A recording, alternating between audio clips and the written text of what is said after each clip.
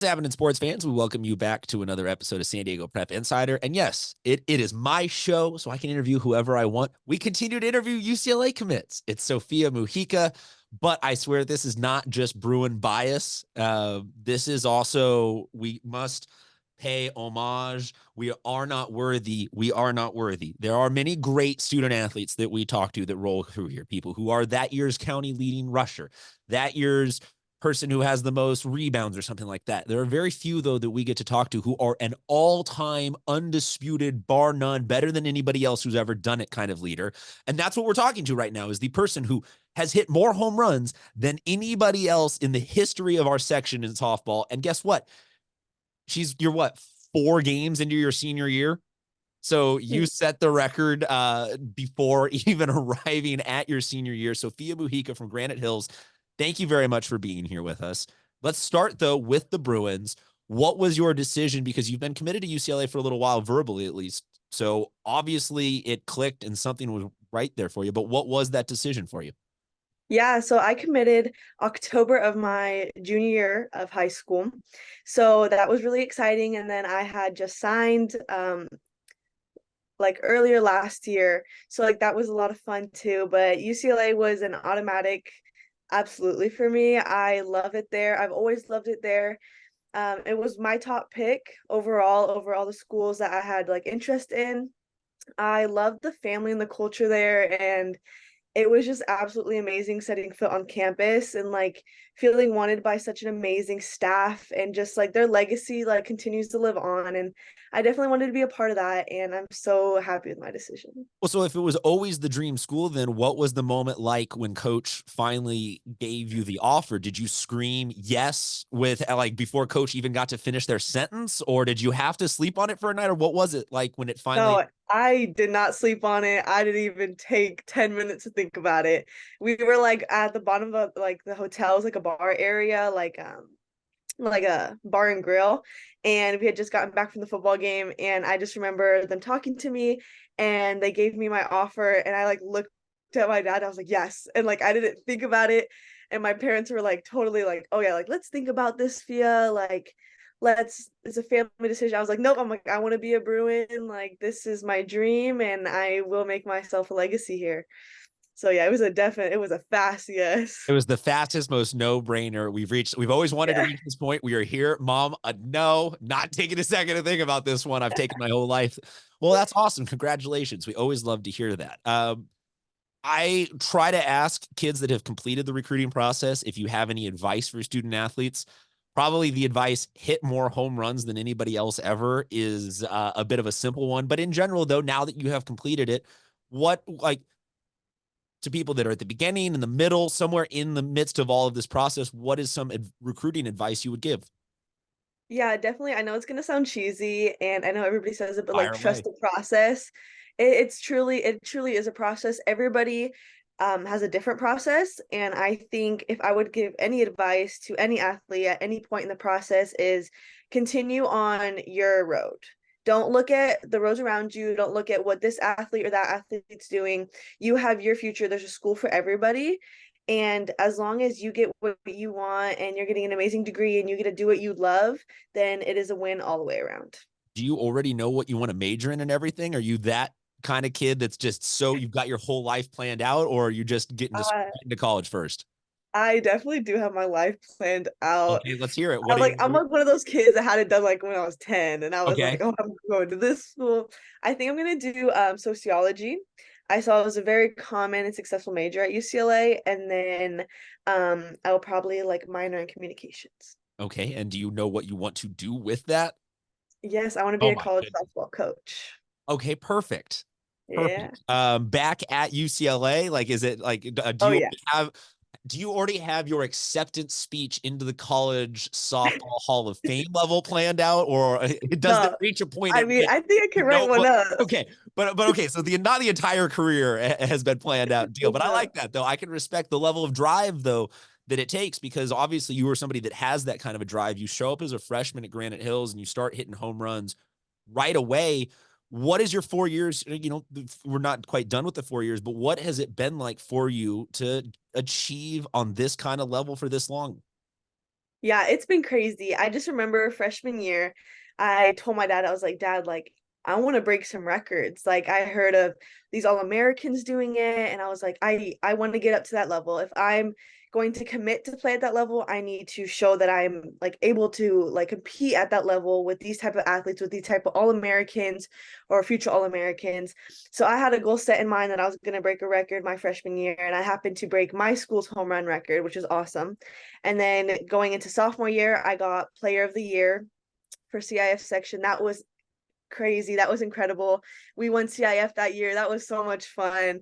And then junior year was amazing too. We got into open division, didn't go too far, but we had an amazing season like other than that. So that was like also really cool. And then going into this season, I think we're about like 500 on the season, but we have some really good talent coming in and I'm Yeah. excited. Look, hey, the numbers never work out the first like 5 to 10 games into a season because you're all over the place. You're still trying to get a feel for it. But the sense is that you're back at that most competitive level. For you, though, personally, you talk about showing up with those goals set to actually those succeed and to implement it and to hit that much that often for that long. It takes a certain kind of like, you got to have that fire, you got to have that dog, that fight, whatever the verb is. People describe it differently. But for you, where does that chip on your shoulder come from to keep that level of excellence all season, all game, all year for like to build for that long? What motivates you to get that done? Yeah, definitely. I think my motivation comes from being like a leader. I rather have like a chip on my shoulder more on like the field, and like I want to lead by example. Like I love being the player that like I want the pressure. I take every situation that has pressure as like an opportunity to show off, and like I like that. I like that pressure. Like I will like self-inflict pressure on myself, and like I really like playing with that pressure on my shoulders. And sometimes like it is hard, like don't get me wrong, and like every athlete will say that like sometimes like yeah, like it got to me, and by all means like that's totally like natural. But I think just by leading by example and being like, jump on my back, like I got you guys, like follow me, like I'll do this, like we got this type thing keeps me really like motivated. I always hate trying to age myself with like a meme or some sort of phrase, but you kind of seem like you're the Michael Jordan, and I took that personally meme where you're just like, yeah, another team exists, and I took that personally. Yeah, modern day exists, and I took that personally. Yeah, Poway exists, and I took that personally. And so that's your fire you're getting out there. For all season long, we go through different sports and we talk about, oh my goodness, it's so tough winning this championship. It's so when we get though to spring, softball and baseball, I feel like it's something that San Diego just does on like a whole nother level that people like.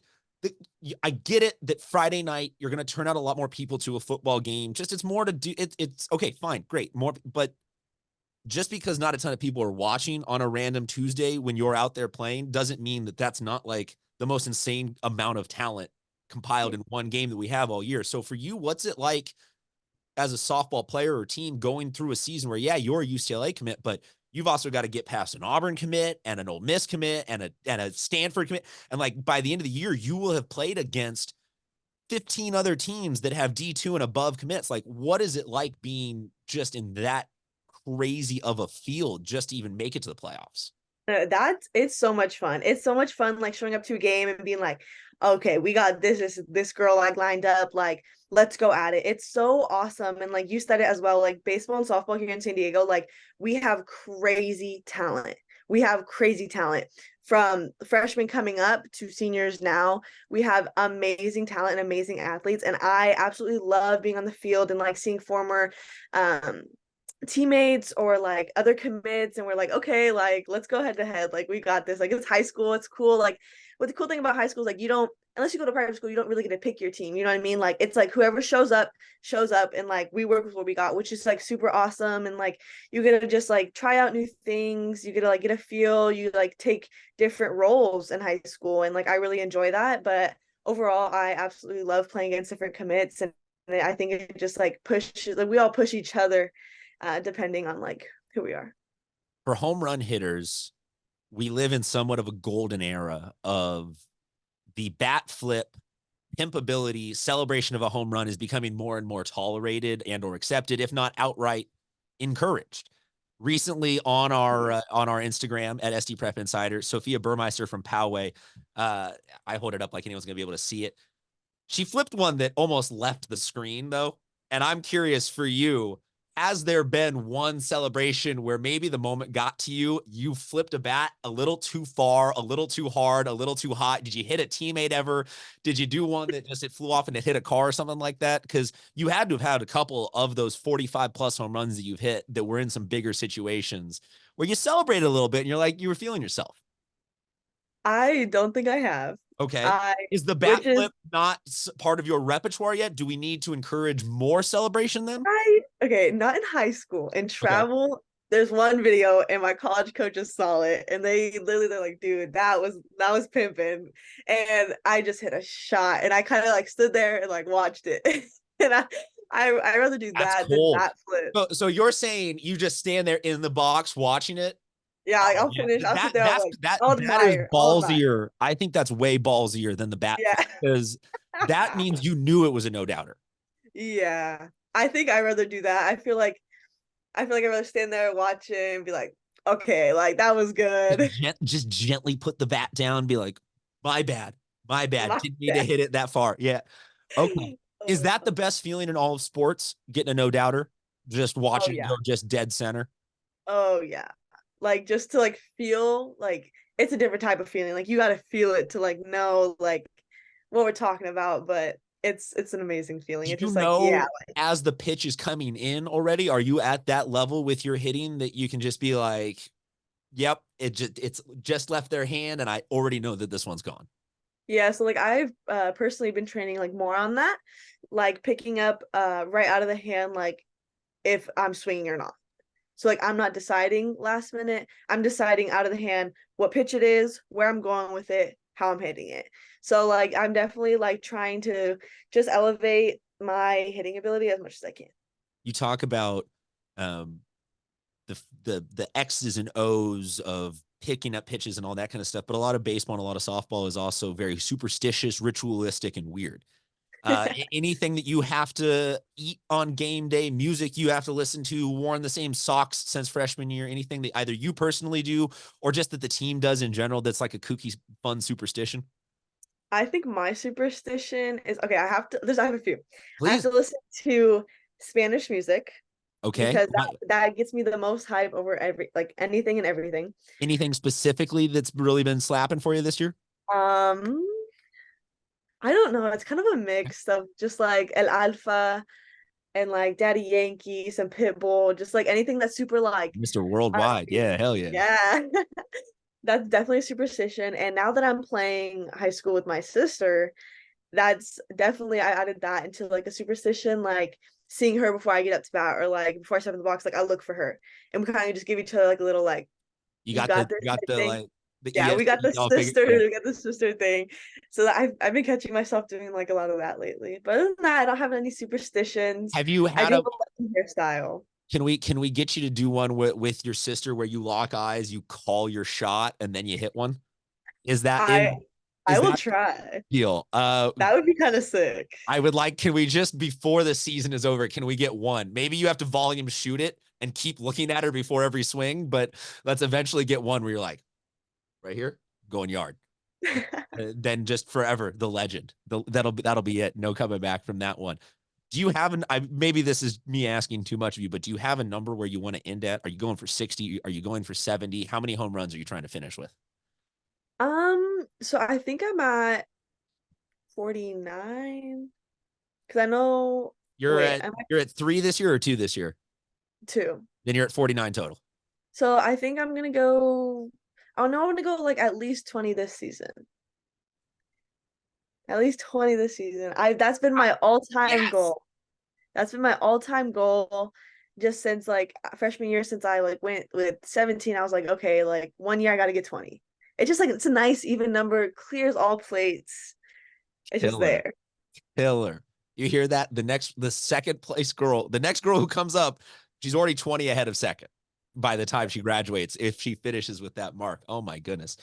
Sophia, I'll close out with this. A very open-ended question. So no need for one type of an answer or the other, just whatever comes to mind. What do you want though the legacy for you for this senior class to be, at the program, at the school that you guys leave behind? I want it to always be remembered as the team that always has like a because my big thing is like my team always has my back. Like especially this year, I'm gonna say I want our legacy to be having each other's backs and a team that is confident and trust one another. Because what's amazing about my team, especially this year and the years past, is they've always had my back. They knew I'm chasing a dream. They knew I'm chasing a goal of mine. I'm chasing this big record, and they all are all for it. Like, of course, like yes, we want to win, but they also have so much support in like my own goals, which is like such an amazing feeling. And they know like if I don't get a hit like that bad, they're like, hey Fia, like we got you, like don't worry about it. Like they're amazing. So the legacy I want to leave behind, and like I think my program is family. There you go. Family and a lot of home runs, an insane amount of home runs, more home runs than anyone ever else is going to hit. Sofia Mojica, thank you so much for joining us. Just another one of the great athletes that we tell you guys, check them out now so you can say you saw them win. Plenty of the softball season left. If you're watching this anytime around March 14th, I know that YouTube, like you could be watching this in 2 or 3 years when she's at UCLA. So there's no more time left in her softball career at Granite. But if you are checking this out before the season is over, make sure you go catch one of their games. They will most likely be in, like she said, the Open Division playoffs. So tons of great softball still to play this year. Thank you guys for checking in. We'll talk to you next time.